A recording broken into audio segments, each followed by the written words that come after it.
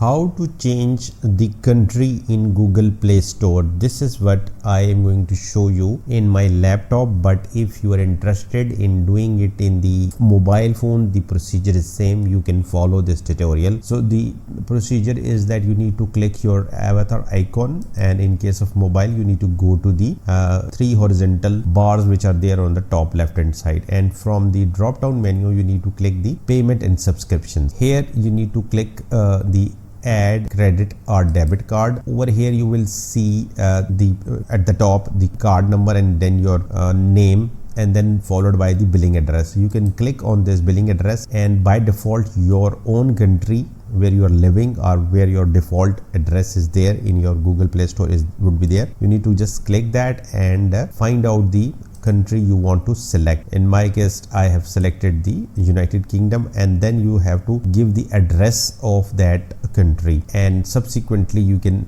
let me just select the United States, and in case of United States you can only give the zip code, and later on you just have to add the card number here and then click save. So your Google Play Store country would be changed to the new location.